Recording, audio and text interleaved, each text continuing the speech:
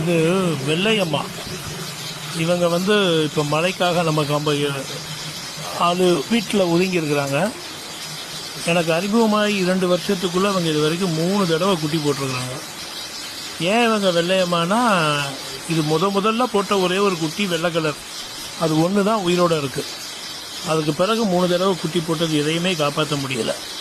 இதில் வேதனையும் வேடிக்கையும் என்னென்னா, இது அறிமுகமான பிறகு இது வரைக்கும் ஒரு 200-300க்கு மேற்பட்ட நாய்களுக்கு இங்கே ஏபிசி கருத்தடை பண்ணியிருப்போம். இவனுக்கு மட்டும் அந்த சூழலே அமையலை. ஒன்று இவன் தப்பிச்சிடுவான், இல்லை நேரம் அமையாது. 3 தடவைக்கு மேலே இப்படி பிரசவிச்சு எந்த குட்டியும் காப்பாற்ற முடியாத அளவுக்கு எங்கேயாவது போய் போட்டுருவான். இப்போ மலைக்கு ஒதுங்கி இருக்கிறான். இந்த தடவை என்ன ஆக போகுதுன்னு தெரியலை. இவங்களுடைய வாழ்க்கையும் இவங்களை பாதுகாக்கிற எங்களுடைய முயற்சியும் இந்த அளவில் ஓடிக்கிட்டு இருக்கு மழையோட.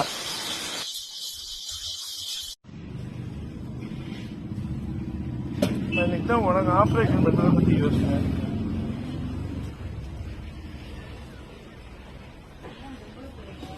என்னடா அது? ஏண்டா டேய், நீ பண்ண வேலை தான்டா.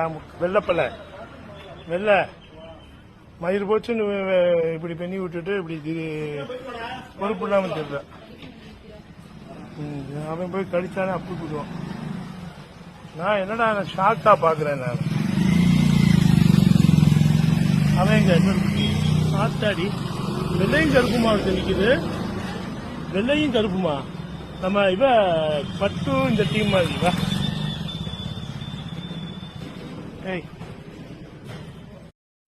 அதே வெள்ளையம்மா தான் 4 தடவைக்கு மேலே என் பார்வையிலேயே குட்டி போட்டு எந்த குட்டியும் காப்பாற்ற முடியாமல் பல முறை கருத்தடைக்கு தப்பிச்சு, கருத்தடையும் பெண்றதுலேருந்து அதை காப்பாற்றிக்கிறத நினச்சி சிக்கலில் மாட்டிக்கிட்டு இப்போ குட்டி போட்டாங்க.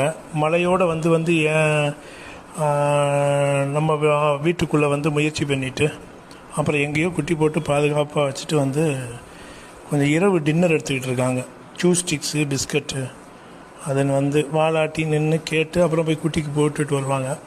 பார்ப்போம் நம்மளுடைய இதர பணிகளோட அந்த வெள்ளையம்மாவுக்கும் எப்போ ஏபிசி முடித்து அதை எவ்வளோ நாள் காப்பாற்ற முடியுதுன்னு முயற்சிகளை செய்வோம்.